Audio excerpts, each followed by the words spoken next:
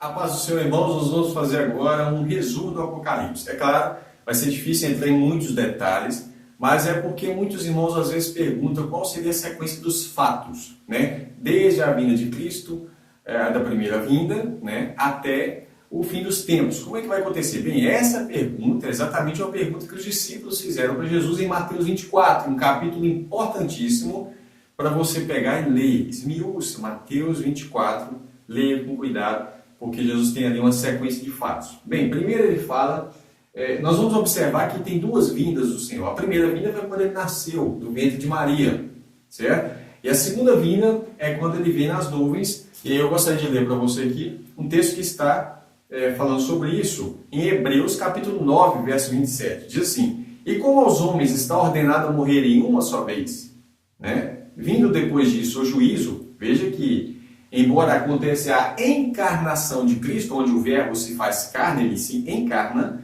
esse texto quebra, não confunda com a reencarnação. A reencarnação é uma doutrina falsa, espírita, que diz que os homens morrem e depois eles vão ressurgir, no sentido assim, eles vão nascer em uma reencarnação, vão nascer lá na frente, de acordo com o que eles fizeram, e eles vão se aperfeiçoando ao longo da história. A Bíblia condena a reencarnação, e nesse verso fala sobre isso. Aos homens está ordenado morrerem uma só vez, aguardando depois disso o quê? A reencarnação? Não. Aguardando depois disso o juízo. Assim também Cristo, oferecendo-se uma única vez, para tirar o pecado de muitos, não de todos, por quê? Porque muitos são os que receberam, mas não todos o receberam, né? Então o sacrifício de Cristo ele é suficiente para salvar todos, mas ele é eficiente no sentido de salvação para quem o recebeu, certo?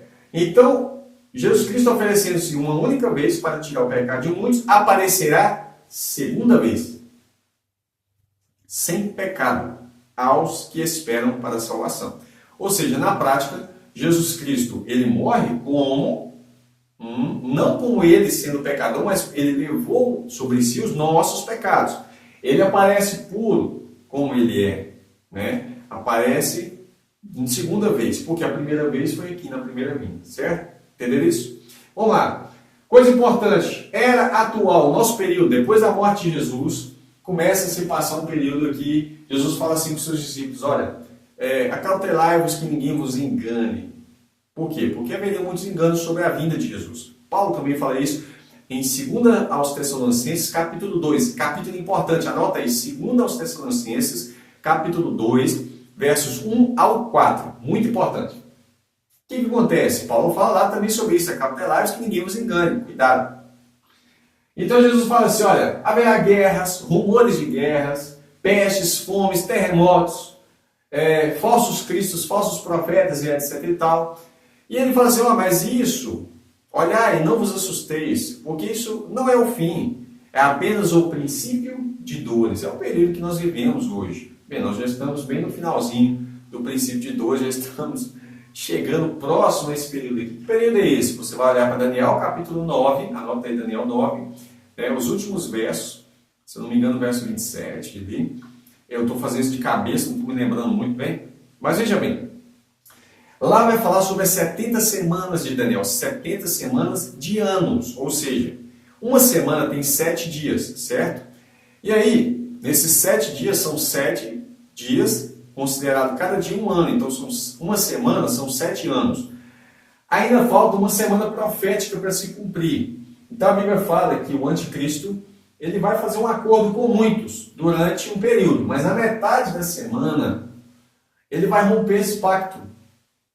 Né? Ou seja, o que é metade da semana? 3 dias e meio, que convertendo em semana profética de um dia para um ano, então durante 3 anos e meio é o período em que ele mantém esse acordo, certo? E é o período da ascensão do anticristo. Quem conhece o profeta Daniel vai se lembrar do chifre pequeno que aparece em Daniel 7, capítulo importantíssimo, e Daniel 2 também. Daniel 7 vai falar da ascensão do anticristo, um chifre que começa pequeno, e depois esse chifre cresce e fica maior do que os outros, né? Esse é o período em que ele está crescendo. Na metade da semana, ele rompe, ele quebra o pacto, né? Essa quebra do pacto é onde inicia um problema grave, a perseguição aos santos do Altíssimo. que são perseguidos por causa do nome do Senhor Jesus. Você vai ver essa perseguição em Apocalipse 13, se eu não me engano, lá para o verso 7, fala que ele vai perseguir os santos. Daniel 7 vai falar sobre isso também. Não é? E aí nós vamos entender que a grande tribulação ela inicia-se aqui, quando rompe, quando esse pacto é quebrado. Por que ele é quebrado? Paulo vai falar em 2 Tessalonicenses, capítulo 2, verso 2, o seguinte. Irmãos, quanto à vinda do nosso Senhor Jesus e a nossa reunião com Ele, ou seja, o arrebatamento, a reunião nos ares, ele fala assim, que isso não vai acontecer sem que antes se manifeste, apareça, fique evidente, se manifeste o homem do pecado, o filho da perdição, que é o anticristo, a qual se levanta contra tudo que se chama Deus ou se adora, de modo que se assentará como Deus no templo de Deus, querendo parecer Deus. O anticristo vai querer ser Deus. Então ele vai perseguir todo mundo que adorar a outro Deus, principalmente ao Deus verdadeiro. Isso é parecido com a história de Daniel, onde Nabucodonosor, no 3º capítulo, ele monta uma estátua de si próprio e ele faz com que todo mundo venha se prostrar a essa estátua. E se você não prostrasse, o que tinha? A pena de morte, a punição por não adorar ele como Deus e abandonar os outros deuses, inclusive o Deus verdadeiro. Sadraque, Mesaque e Abednego não caíram nessa conversa, foram fiéis até o fim. Você já conhece a história da fornalha de fogo. Bem, é a mesma coisa que o anticristo vai fazer com a imagem da besta, certo? Quem não adorar a imagem da besta vai morrer, vai ser perseguido, vai ser preso, vai ser torturado, vai ser morto, etc. e tal. Esse sim é o período da grande tribulação. Muita gente acha que ela começa no início da semana. Não, ela começa na metade da semana, onde a besta vai perseguir durante um período de 42 meses, que dá 3 anos e meio. Ou, na linguagem profética, tempos e metade de um tempo, que seria 3 anos e meio. Tá certo? Deu para entender aqui? Beleza. Quando nós falamos sobre o arrebatamento, por que ele está aqui no final da grande tribulação? Porque Jesus fala isso em Mateus 24. Pega o verso 21, vai falar assim, que vai haver uma grande tribulação. Talvez a sua tradução está escrito grande aflição. É a mesma palavra no grego, é tribulação. E no verso 29 em diante diz que depois dessa tribulação, então Jesus vem sobre as nuvens, com poder e grande glória. E aí ele envia os seus anjos para recolher os santos. É aqui que está acontecendo o arrebatamento. Isso bate com o que está escrito em 1 Coríntios capítulo 15. Se você pegar lá no verso 51 e 52, diz assim, eis aqui vos digo um mistério, Paulo dizendo, na verdade nem todos dormiremos, que é morrer em Cristo, né? Mas todos seremos transformados. Quanto tempo demora essa transformação? Num momento. Continua a leitura. Todos seremos transformados num momento, num abrir e fechar de olhos. Não é o arrebatamento que é no abrir e fechar de olhos, mas a transformação. Todos seremos transformados num momento, num abrir e fechar de olhos, ante a última trombeta. Paulo tinha a trombeta do Apocalipse em mente. Mas João não tinha escrito ainda o Apocalipse. E a revelação de Deus precisava vir por meio do escrito de João para que Paulo compreendesse. Pedro mesmo elogia a sabedoria profunda que Paulo diz, que Paulo tinha. Inclusive, Paulo diz o seguinte, ele conta um evento na segunda pessoa, dizendo que ele conhecia um homem, que era ele mesmo, ele estava falando dele, um homem que ele ouviu coisas de Deus, inclusive coisas tão profundas, que havia algumas coisas que era proibido aos homens ouvirem. Então, Paulo não poderia falar daquilo que ele ouviu. Olha, se Paulo ouviu coisas tão grandiosas, ele não sabia dessa última trombeta, evidentemente que ele está falando da ressurreição, do período da vinda de Cristo. Ele fala assim, na verdade nem todos dormiremos, mas todos seremos transformados no momento, no abrir e fechar de olhos, ante a última trombeta, porque a trombeta soará e os que morrerem em Cristo ressuscitarão em corpos incorruptíveis. Deixa eu abrir aqui, Aí ele fala assim, e os mortos ressuscitarão incorruptíveis, e nós, se estivermos vivos, seremos transformados, certo? Ele está falando nós na figura da igreja, nós que ficarmos vivos para a vinda do Senhor, né? Agora, em 1 Tessalonicenses capítulo 4, olha que interessante como que Paulo trabalha esse assunto, falando ainda do arrebatamento. Verso 15, dizemos-vos isso pela palavra do Senhor, que nós, os que ficarmos vivos para a vinda do Senhor Jesus, não precederemos os que dormem. Olha, nós não vamos passar na frente dos irmãos que estão mortos. Nós não vamos subir no arrebatamento e eles ficarem. Não.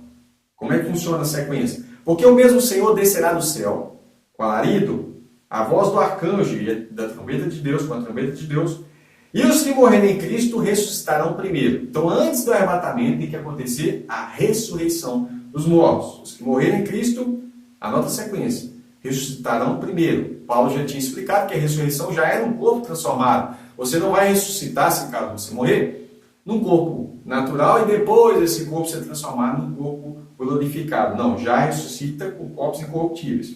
Depois, olha a sequência, depois nós, os que ficarmos vivos, que são transformados, seremos arrebatados juntamente com eles nos ares. Não é arrebatamento para o céu. A Bíblia não fala de ser arrebatado para o céu de Deus, mas aqui o céu das nuvens. Então fala assim, seremos arrebatados juntamente com ele nas nuvens, né? A encontrar com o Senhor nos ares. Por que encontrar com ele nos ares? Porque ele veio do céu e nós vamos até as nuvens, certo? E nós vamos encontrar com ele ali nas nuvens, como está escrito em Mateus 24, né? E aí fala assim, ó, portanto consolai-vos uns aos outros com essa palavra. Aqui você tem um evento importante. Agora, o próximo passo é falar sobre o que acontece depois da vinda do Senhor Jesus, ok? Então, nós vamos estar falando sobre o que acontece aqui depois. Bem, depois da vinda do Senhor Jesus Cristo, para que ele encontre com a gente? Primeiro, porque ele é o cavaleiro do cavalo branco, certo? Ele é o chefe de um exército que vem para a batalha do Armagedon. Aí você fala assim, mas você falou que o arrebatamento acontece depois da grande tribulação, porque lá em Mateus está escrito isso, Mateus 24. Quais são os outros versos que vai dar embasamento para nós falarmos sobre isso? Bem, tem gente que acha que o arrebatamento vai acontecer, né, a qualquer momento, mas não é isso que a Bíblia diz. Em momento nenhum a Bíblia diz. A Bíblia diz que para o arrebatamento ocorrer, precisa acontecer a ressurreição. E quando é que acontece a ressurreição? A ressurreição acontece, evidentemente, segundo o que Jesus falou, João capítulo 6, abre sua Bíblia aí, João capítulo 6, no verso 39, Jesus vai dizer que a ressurreição acontece no último dia. No verso 40, ele diz que a ressurreição acontece no último dia. No verso 44, Jesus diz que a ressurreição acontece no último dia, e não 7 anos antes do último dia, e não 3 anos e meio antes do último dia, mas no último dia. No verso 54, Jesus também diz que acontece em Mateus 6, em João 6, versos 39, 40, verso 44 e 54, Jesus também fala que a ressurreição ocorre no último dia. Marta, irmã de Lázaro, entendeu o ensino. Quando Jesus fala assim, em João 11, verso 23, ele diz o seguinte para Marta, teu irmão há de ressuscitar. Sabe o que ela fala para ele? Ela diz assim, eu sei, Senhor, eu sei que ele há de ressuscitar na ressurreição do último dia. Mas Jesus não estava falando dessa ressurreição, Jesus estava falando que ia ressuscitar ele agora, né, naquele momento. Então, ela entendeu que a ressurreição dos santos ocorre no último dia, como Jesus tinha falado. Então, se a ressurreição ocorre no último dia, ao soar da última trombeta, então nós sabemos que o arrebatamento também precisa acontecer no último dia, ao soar da última trombeta. A última trombeta, como nós já falamos, eles têm em Apocalipse capítulo 11. Verso 15, olha que coisa chique. São 7 trombetas do Apocalipse e essa é a última. Aí você fala, não, o arrebatamento já aconteceu. Se o arrebatamento aconteceu antes, então ele não aconteceu na última trombeta. Porque se tem uma trombeta depois da última, então aquela não foi a última, certo? Essa é a última. O 7º anjo tocou a sua trombeta e houve no céu grandes vozes que diziam, olha o que as vozes dizem para o arrebatamento, quando Jesus vem, e o que acontece depois do arrebatamento? Os reinos do mundo, não os reinos do céu. Aqui está esclarecendo que Jesus vem para reinar no mundo durante um período de 1000 anos. Esse é o milênio. Os reinos do mundo vieram a ser do nosso Senhor e do seu Cristo, e ele reinará para todo o sempre. O reino não é um reino de milhões, é um reino eterno, mas aqui nós temos um período mais ou menos, vamos dizer assim, de um estágio para onde a igreja vai reinar com Cristo durante o período de 1000 anos. Eu vou colocar aqui aquilo que a gente chama de reino milenar, né? O milênio. São 1000 anos de reinado aqui na Terra e tem um propósito de Deus para isso, evidentemente. E diz assim, e ele, fala assim, ele reinará para todo sempre. Os reinos do mundo vieram a ser do Senhor e do seu Cristo, né? E os 24 anciãos que estão assentados em seus tronos diante de Deus prostraram-se com seus rostos e adoraram a Deus, dizendo, graças te damos, Senhor Deus Todo-Poderoso que és e que eras e que has de vir, que tomaste o teu poder, o teu grande poder e reinaste. É nesse momento que acontece então a Jesus Cristo assumindo o reino, a autoridade sobre os reinos do mundo, que até então estava na mão do inimigo, né? E iraram-se as nações. Quando Cristo vem, as nações se iram nesse período, né? E veio a tua ira. Eles estão declarando, as nações se iraram e então veio a tua ira. E a igreja subiu porque ela sai fora da ira de Deus, certo? Você vai observar que durante as 6 taças da ira de Deus, a igreja está aqui. Mas na última taça, na conclusão, ou seja, no golpe final, a igreja é tirada para que ela também participe desse momento de vitória. Aí você fala, mas a igreja estava aqui durante as 6 taças? Sim, mas a ira de Deus não cai sobre a igreja. Ser protegido da ira de Deus não significa que ele vai ser tirado daqui, ela vai ser tirada para a conclusão. Para lembrar disso, é só você lembrar do período em que o povo de Israel estava no Egito, onde as pragas de Deus aconteciam, porém, a Bíblia diz que havia trevas em todo o Egito, mas no arraial dos hebreus havia luz, estava protegido, né? Todos os filhos primogênitos do Egito morreram, mas os filhos de Israel foram preservados. É o que acontece com a igreja, ela é preservada da ira de Deus, né? Ela nunca cai sobre a igreja, porque a igreja é amada do Senhor. Iraram-se as nações e veio a tua ira, e o tempo dos mortos. Olha a ressurreição aí. Para que sejam julgados, e o tempo de dar-lhes galardão aos profetas, aos seus servos, aos santos e aos que temem o seu nome, pequenos e grandes, e o tempo de destruir os que destroem a terra. Veja bem, agora sim, Jesus vem e ele vai julgar. A Bíblia fala que Jesus julga o mundo e julga todas as coisas na sua vinda e no seu reino. Tá certo? Nós vamos falar sobre esses detalhes. Há pessoas que acreditam que o reino já está acontecendo. Bem, eles falam que o reino já está acontecendo porque eles confundem os períodos do reino, né? E aí nós vamos ter que falar isso mais detalhadamente aos poucos, para tirar essa confusão.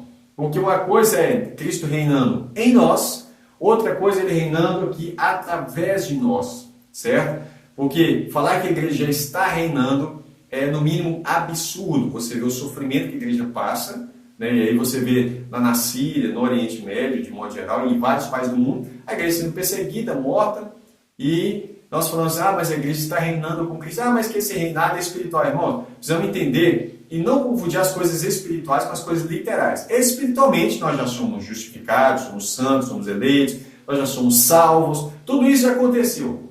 Mas isso de um modo espiritual. Por exemplo, a salvação, né? A Bíblia diz que nós já somos salvos em Cristo, mas a salvação é para aqueles que perseveraram até o fim. Ou seja, a salvação de fato ela vai acontecer quando? Quando Cristo vier nos salvar da ira de Deus, nos leva até as nuvens, né? E aí sim a salvação vai ser completada, tá? Não podemos confundir aquilo que a Bíblia fala de uma maneira literal e de maneira espiritual. Por exemplo, espiritualmente todas essas coisas já aconteceram, nós já ressuscitamos, já morremos com Cristo, fomos crucificados com Cristo, etc e tal. Somos salvos, porém, para ser salvo é necessário que você permaneça. A Bíblia fala que serão salvos aqueles que forem fiéis até o fim. Então serão salvos. Serão salvos de quê? Da ira de Deus. É por isso que Jesus Cristo nos arrebata até as nuvens. Somos tirados daqui para encontrar com Ele nas nuvens. E aí a ira de Deus ela é derramada na conclusão da ira de Deus. Veja bem, segundo Timóteo, tem muita gente que confunde o reino, falando que nós já estamos reinando a partir do momento que Jesus morreu. O reino de Deus está acontecendo. O reino de Deus em nós é uma coisa. Agora, o reino de Deus através de nós acontece depois da vinda. Por isso que Paulo fala a Timóteo assim, 2 Timóteo 4:1. Conjuro-te, pois, diante de Deus e do Senhor Jesus Cristo, que há de julgar os vivos e os mortos, na sua vinda e no seu reino. Veja bem, ele não fala no seu reino e na sua vinda. Ele fala na sua vinda e no seu reino. Por quê? Porque o reino é posterior à vinda, não o oposto. Há pessoas que tentam colocar como se o reino já estivesse acontecendo aqui. O reino de Deus já acontece em nós, porque o rei está em nós, né? Cristo habita em nós, que ele é o rei, ele reina em nós, reina no nosso coração, sobre a igreja Cristo reina. Porém, o detalhe é que, através de nós, Cristo vai governar todo o mundo. Aí sim, por isso que a Bíblia fala assim, que ele há de julgar vivos e mortos, né, pela sua vinda e no seu reino. Aí o julgamento acontece aqui, que está escrito juízo final. Entretanto, a Bíblia não chama de juízo final. Eu escrevi porque todo mundo conhece aquele evento como juízo final, que é o grande trono branco. Tá? Olha que coisa interessante aqui. Ó. Vamos ver um texto que as pessoas usam para falar que o reino já está acontecendo. Romanos capítulo 5, verso 17 diz assim: porque se pela ofensa de um só, esse foi o pecado de Adão, a morte reinou por esse, muito mais os que receberam a abundância da graça, do dom da justiça, e a justiça eterna ocorre na vinda de Cristo, reinarão em vida por um só, Jesus Cristo. Aí eles falam, tá vendo? Reinar em vida, é que nós estamos reinando agora. Irmão, aqui está falando da vida eterna, que é uma prova. Veja bem, verso 21. Para que assim como o pecado reinou na morte, também a graça reinasse pela justiça para a vida eterna. Tá vendo? Por nosso Senhor Jesus Cristo. 2 Timóteo, capítulo 2, verso 11. Paulo diz assim: palavra fiel é esta, que se morrermos com ele, também com ele viveremos. Futuro. Se sofrermos, também com ele reinaremos. Futuro. Né? Se o negarmos, ele também nos negará. Está falando do evento futuro. Então ele fala, se nós sofrermos com Cristo, por causa do Evangelho, por causa do nome de Jesus, então nós vamos reinar com Cristo. Né? Esse reino você vai ver em Apocalipse capítulo 5, verso 9. Tá? Aí ele fala assim, e cantavam um novo cântico, estavam cantando, dizendo, digno és de tomar o livro e de abrir os seus selos, porque foste morto e com teu sangue nos compraste para Deus toda a tribo, língua e povo e nação. E para o nosso Deus nos fizeste reis e sacerdotes, e reinaremos sobre a terra. O reino de Cristo ocorre sobre a terra durante 1000 anos. O reino de Deus é eterno, não é só 1000 anos. Nós temos aqui apenas uma iniciação desse reino durante 1000 anos, onde nós vamos reinar com Cristo. Nós já lemos Apocalipse capítulo 11, onde você vê que fala assim, os reinos do mundo, Apocalipse 11, verso 15, os reinos do mundo vieram a ser do Senhor e do seu Cristo, porque esse é o evento. Daniel, capítulo 2, verso 44, vai falar o seguinte, que nos dias em que os reis estiverem acomodados ali, juntados com o anticristo para fazer guerra, essa guerra chamada de Armagedon, fala assim, mas no dia desses reis, o Deus do céu levantará um reino que não será jamais destruído, um reino eterno. E este reino não passará a outro povo, esmiuçará e consumirá todos esses reinos, mas ele mesmo subsistirá ou permanecerá para sempre. Você precisa ler todo o capítulo 2 de Daniel para entender esse contexto, mas está falando que o reino que vai se levantar, né? Inclusive esse reino no capítulo 2, verso 44, fala o seguinte, havia um estado que representa os reinos do mundo, e veio uma pedra cortada de um monte lá do céu, ou seja, esse monte no céu é o reino de Deus, lá no céu.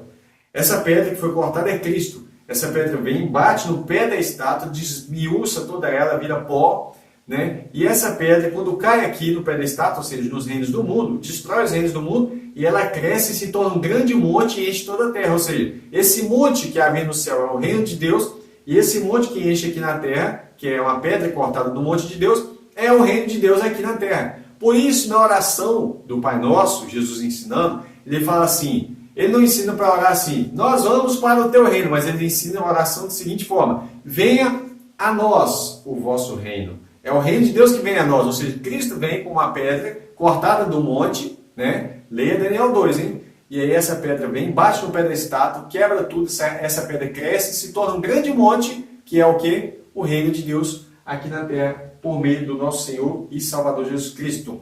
Daniel capítulo 7, leia todo o capítulo, é importante, né? Verso 13, diz assim, olha o que Daniel diz. Eu estava olhando nas minhas visões da noite, eis que vinha nas nuvens do céu, um como o filho do homem, e dirigiu-se ao ancião de dias, e o fizeram chegar até ele. Aqui está falando da ascensão de Cristo ainda, né? E foi-lhe dado o domínio. Aí ele já vai, Daniel, faz um link.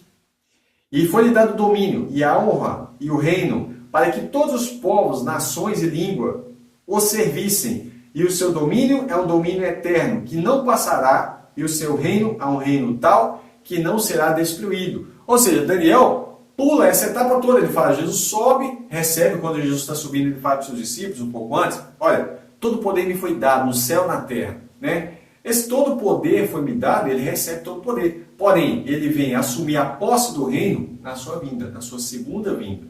A posse do reino aqui da terra, tá certo? Você vai ver em Atos capítulo 1, né, que quando Jesus está para subir, ele fala assim, olha, que eles deveriam permanecer em Jerusalém, né, e fala assim, que eles seriam revestidos de poder para ser testemunhas dele, tanto em Jerusalém, Samaria, até os confins da terra, né?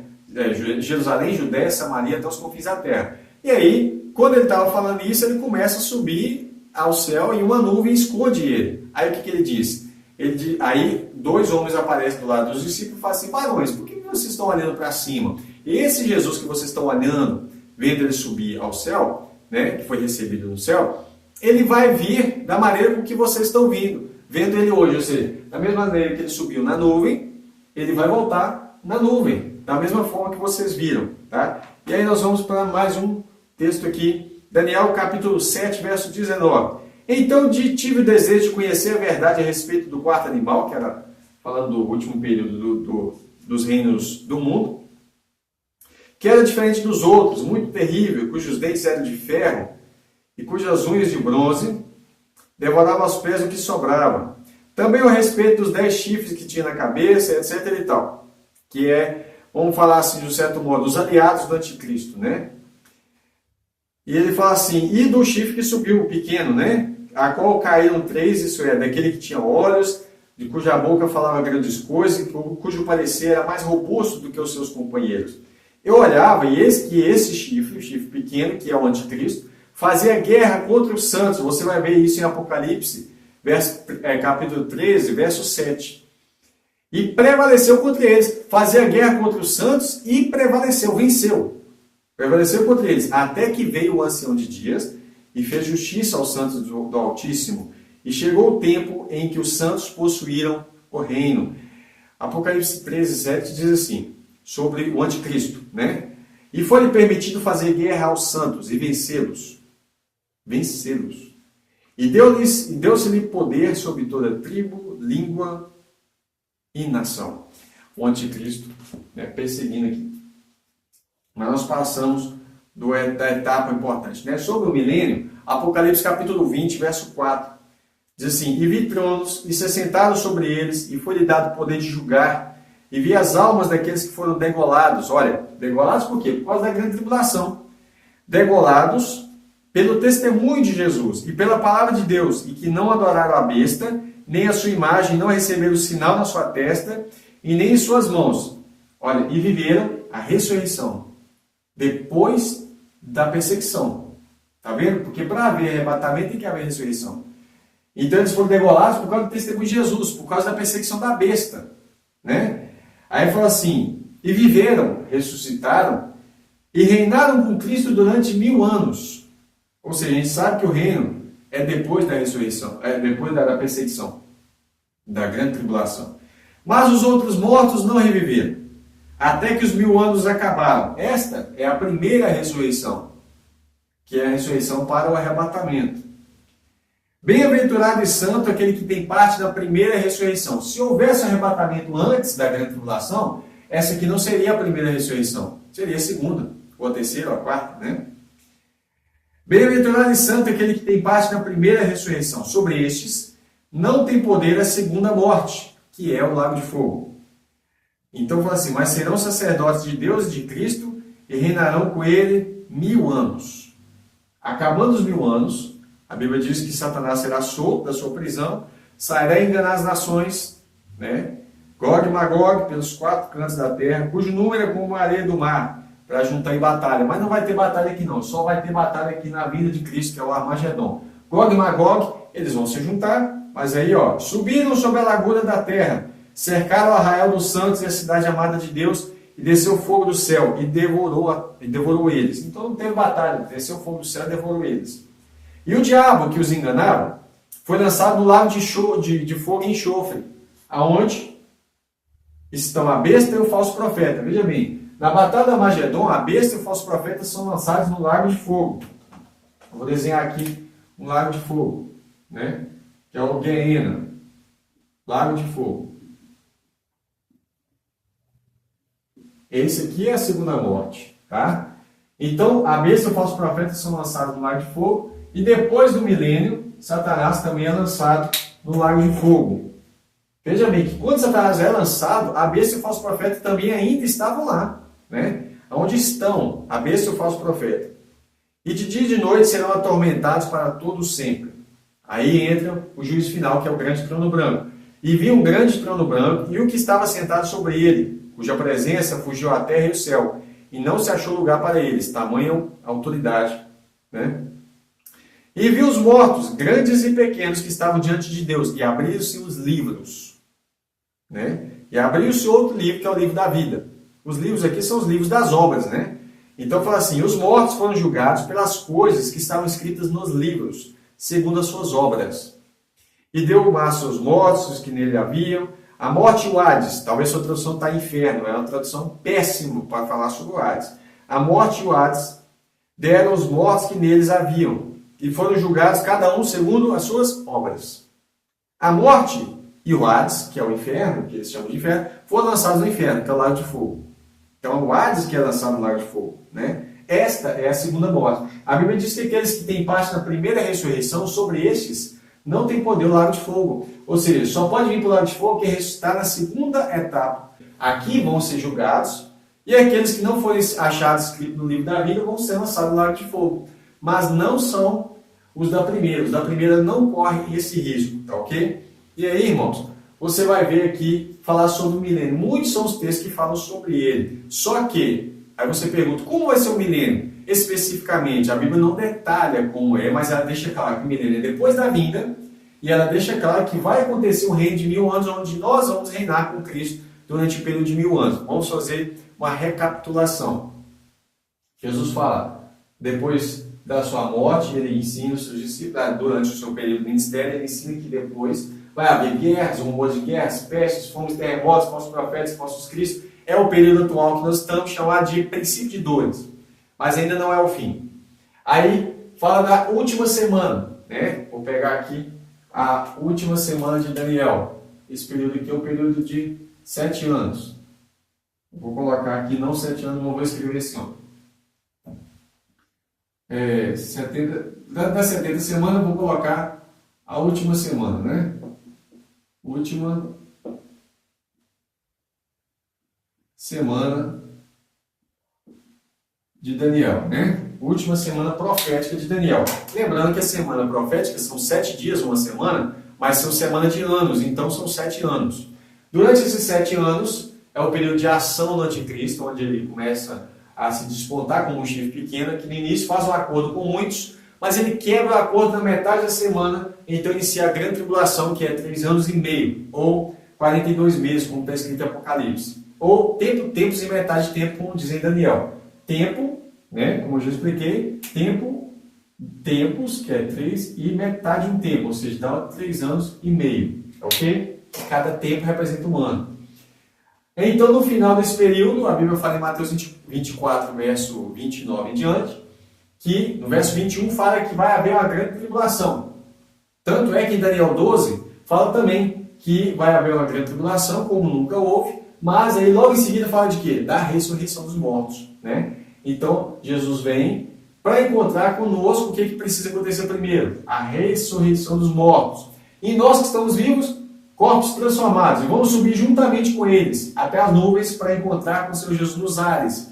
O que vai acontecer em seguida? Você vai perceber que vai acontecer que Jesus termina de descer com a igreja, certo? Agora a igreja vai acompanhar ele, isso está na sequência Apocalipse 20, né? Aliás, Apocalipse 19 você já vê isso acontecendo, Apocalipse 19, e ele desce como um cavaleiro do cavalo branco, e nós vamos acompanhando ele para a guerra, a batalha da Magedon, onde no final Cristo vence, evidentemente, e a besta e o falso profeta é lançado no lago de fogo, né? Vou colocar aqui uma outra cor. Aí eu vou colocar aqui as duas bestas, que é a besta e o falso profeta, são lançados no lago de fogo. né? Acontece o reino de 1000 anos. Aqui acontece a primeira ressurreição dos santos. Ok, primeira ressurreição.